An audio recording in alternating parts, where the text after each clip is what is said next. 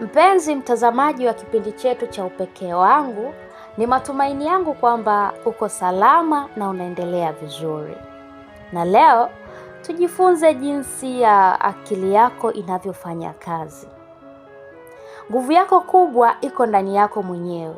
Una uwezo wa kudhibiti mawazo yako, hisia zako na mienendo yako. Vitu hivi vya ndani ndivyo vinavyoamua mwelekeo wa maisha yako. Na ukividhibiti vizuri, basi unaweza kuyafikia malengo yako kwa haraka na kwa urahisi, kwa sababu unakuwa unaongoza maisha yako mwenyewe kwa kusudi na sio kwa bahati mbaya.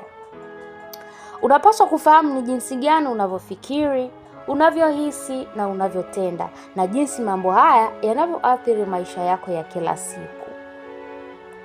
Ili kujitawala, ni muhimu kuelewa jinsi akili yako inavyofanya kazi. Akili ya mwanadamu inafanya kazi katika mifumo mikuu miwili. Mfumo wa kwanza ni mfumo wa mazoea, autopilot system, na mfumo wa pili ni mfumo wa makusudi, intentional system. Mfumo wa mazoea, autopilot system, huwa unaongozwa zaidi na hisia na maamuzi ya haraka. Huwa unategemea sehemu ya ubongo inayosaidia kuchukua maamuzi ya ghafla, na ndio mfumo unaoamua tabia zako za kila siku bila kufikiria sana. Mfumo wa pili ni mfumo wa makusudi, intentional system.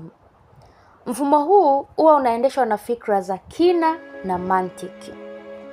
Huwa unafanya kazi kupitia sehemu ya ubongo inayosaidia kufikiri kwa umakini, kutatua matatizo, kujenga mahusiano bora na kufanya maamuzi sahihi. Mfumo huu unahitaji juhudi za makusudi ili ufanye kazi, lakini unapoutumia unapata uwezo wa kubadilisha tabia zako, kudhibiti hisia zako na kutengeneza maisha unayoyatamani.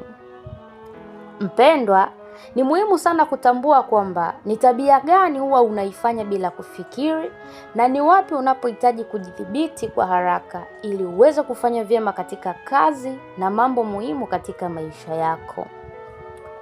You are a brand, own your value.